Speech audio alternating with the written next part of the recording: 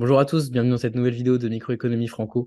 Alors aujourd'hui, on se retrouve pour une correction détaillée d'un mid-term de micro. En l'occurrence, c'est celui de notre année, donc 2022. Alors pour les mid-terms des marques, il faut savoir qu'ils sont assez transparents dans la forme. Je pense qu'il vous l'a déjà dit. Donc c'est toujours la même chose. Ça va être 10 questions de QCM, 2 questions de cours, donc 2 grosses questions de cours et 2 exercices. Et pour le final, ce sera 15 questions de QCM, 3 questions de cours et 3 exercices. Donc le sujet qu'on a eu l'année dernière était tout simple par rapport aux autres années. Donc moi j'avais eu 18 et Yahya avait eu 20.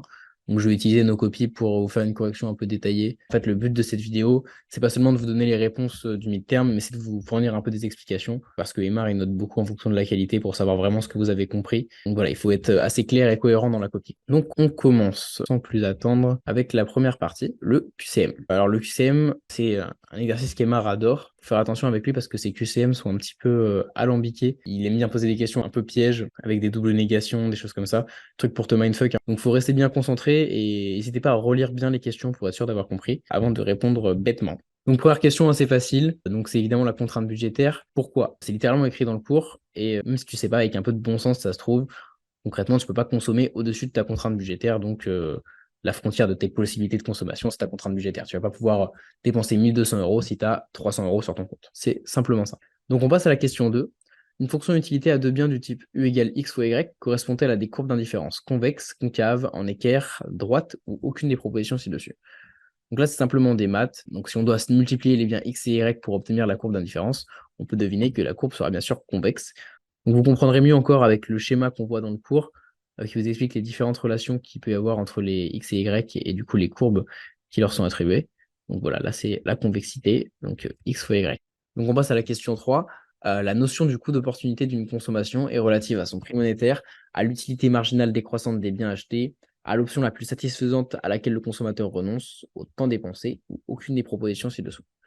Donc là, c'est littéralement la définition du cours, le coût d'opportunité, c'est le gain auquel tu renonces en consommant tel bien ou tel service. Donc voilà, c'est la réponse C. L'exemple qu'aime bien nous donner Emar pour ça, c'est, vous parlez de l'ESSEC par exemple, donc vous étudiez à l'ESSEC, donc il y a les coûts explicites que vous connaissez, et il y a les coûts implicites, donc les coûts d'opportunité.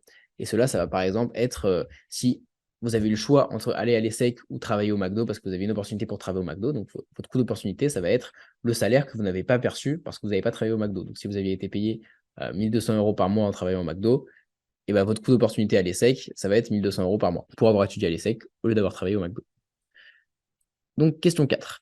L'utilité totale tirée de la consommation d'un bien est décroissante, croissante, nulle ou constante. Là, c'est pas très compliqué. Plus vous consommez un bien, plus son utilité est croissante. Je pense que même si vous ne l'aviez pas appris par cœur, vous l'aviez. Donc, on passe direct à la question 5. Donc voilà, donc ça, c'est typique des grosses questions démarre. Donc, il va te faire 4-5 lignes de gros lexique économique. Il faut essayer de bien décortiquer ça parce que c'est souvent des trucs pas faciles à lire. Donc, je te conseille de le lire plusieurs fois pour pas te tromper. Et voilà, et ça te donne directement un vrai ou faux. Alors, on va lire. Le principe de raisonnement marginal appliqué à un choix de consommation énonce que les individus continuent de consommer des unités supplémentaires d'un bien particulier jusqu'à que le bénéfice d'un achat supplémentaire corresponde à son coût total. Pour le coup, c'est faux. Et pourquoi c'est faux? Parce que un individu va arrêter de consommer des unités supplémentaires, non pas quand ça atteindra son coût total, mais quand il arrivera à son point de satiété. Donc c'est un moment différent de sa consommation. Donc on passe à la question 6. Le coût fixe de production d'une firme incorpore le salaire des employés, incorpore les coûts de chaque unité supplémentaire produite par l'entreprise ou aucune des propositions précédentes. Donc on sait que les coûts fixes sont les coûts qui sont présents de base, avant même le début de la production.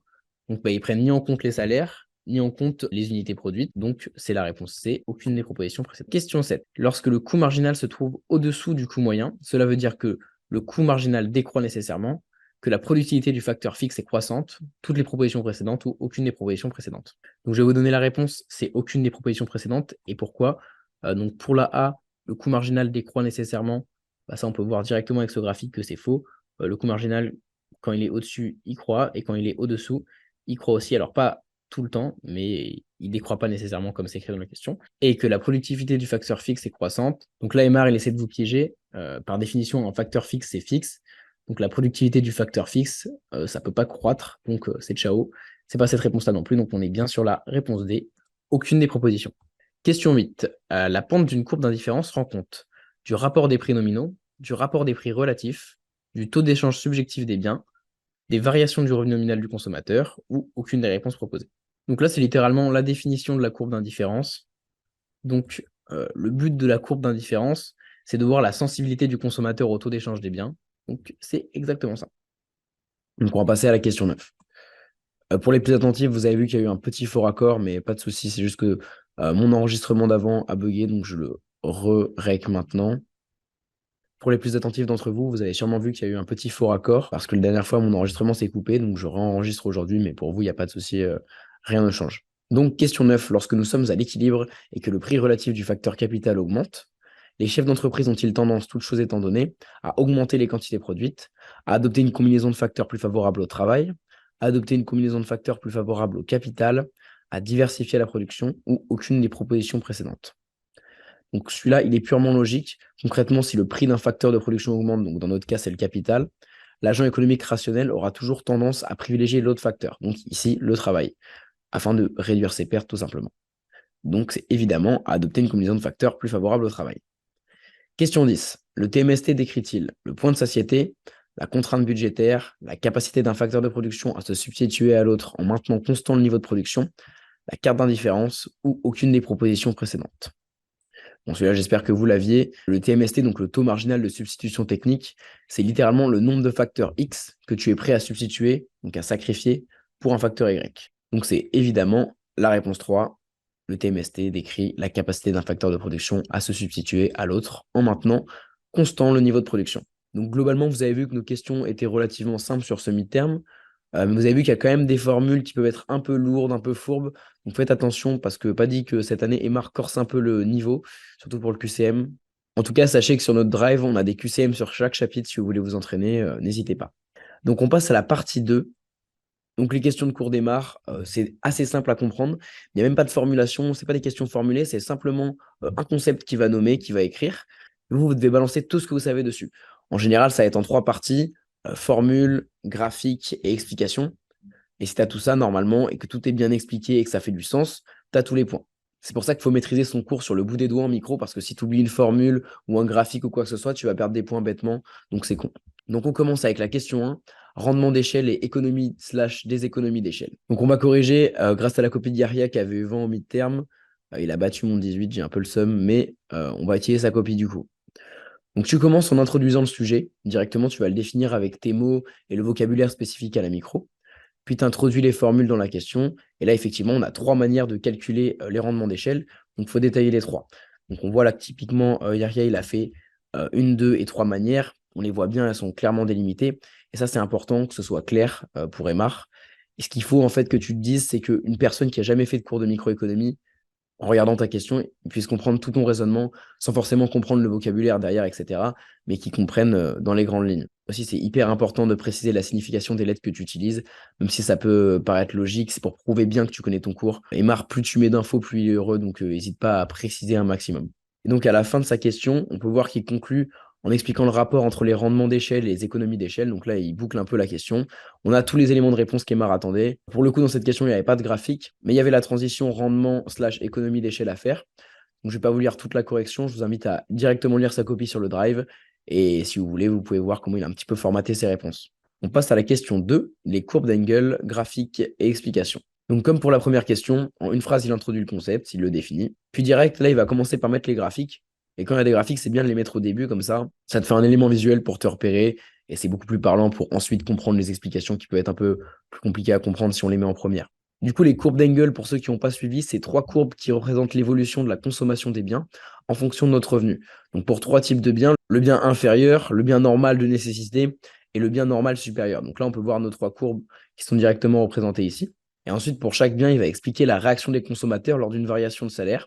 Il précise grâce à l'élasticité en montrant qu'elle est plus ou moins forte en fonction du type de bien. Donc là, vous voyez, typiquement, on a nos 3 parties, graphique, formule, explication. En fait, les parties expliquent relativement la même chose. Donc là, vous voyez, typiquement, on a nos 3 parties, graphique, formule, explication. Pour moi, chacune de ces parties explique relativement la même chose, et comme c'est exprimé sous des formes différentes, ça montre à Emar que tu as vraiment bien compris le cours et que tu peux lui expliquer de n'importe quelle manière. Donc pareil, je ne vais pas vous faire la correction détaillée, et vous pouvez directement mettre en pause ou regarder sa copie sur notre drive. Enfin, la dernière partie, les exercices. Donc pour ça, je vous ai déjà fait 2 vidéos d'explication de l'exercice pour les chapitres 1 et 2, donc pour essayer de vous préparer un petit peu à tout type d'exercice. Mais peut-être que le jour J, vous allez tomber sur l'exercice inconnu, donc pas de stress, Dans tous les cas, tout se rattachera au cours. Même si au début, vous pouvez trouver ces énoncés un petit peu bizarres, si vous passez un peu de temps dessus, que vous réfléchissez, vous allez comprendre, vous en faites pas. Du coup, on commence avec l'exercice 1. C'est juste un tableau pour bien montrer que tu as compris le rapport entre les coûts. Donc, vous noterez que j'ai rajouté un 2 dans l'énoncé de l'exercice parce qu'il y avait eu un problème dans notre énoncé lors du midterm. C'est pour ça qu'il ne correspond pas forcément à la copie que vous pouvez voir sur le drive, mais pas de souci. Donc, le but de l'exercice est bien sûr de remplir le tableau. Pour ça, on a quelques indications sur le coût marginal, donc pour une production de 2 à 8 unités. On sait aussi que le coût fixe moyen est de 2 euros pour 8 unités et que le coût variable moyen est de 4 euros pour 2 unités. Donc voilà les infos qu'on a. La clé ici pour se débloquer, c'est le coût fixe. Donc on rappelle que le coût fixe est égal au coût fixe moyen multiplié par la quantité produite, donc 2 fois 8, ce qui est égal à 16. Étant donné que le coût fixe est par définition fixe, on peut en déduire que le coût fixe est de 16 pour chaque unité produite. Dès lors qu'on connaît notre coût fixe, on va pouvoir trouver tous les coûts fixes moyens en faisant tout simplement coût fixe divisé par quantité produite, donc ce qui va nous donner ça. Et ensuite, assez facilement, on va pouvoir trouver le reste. On va calculer le coût variable total, le coût moyen pour 2 unités. Donc maintenant, on va se focus sur la colonne où l'on produit 2 unités. Et grâce au coût variable moyen qu'on connaît qui est de 4, on va pouvoir déterminer le coût variable total, le coût total et le coût moyen. Donc on va trouver le coût variable total en faisant coût variable moyen fois quantité produite, ce qui nous donne 4 fois 2 qui est égal à 8. On va trouver le coût total en faisant coût variable total plus coût fixe, ce qui nous donne 8 plus 16 qui est égal à 24. Et on va trouver le coût moyen en faisant coût total divisé par quantité produite, ce qui est égal à 24 divisé par 2, ce qui est égal à 12. Donc on rajoute ça dans le tableau. Maintenant, on a clairement débloqué la situation. On a toute la colonne pour 2 quantités produites qui est remplie. Donc il nous reste juste à déterminer tout le reste. Le coût total, le coût moyen, le coût variable total, le coût variable moyen.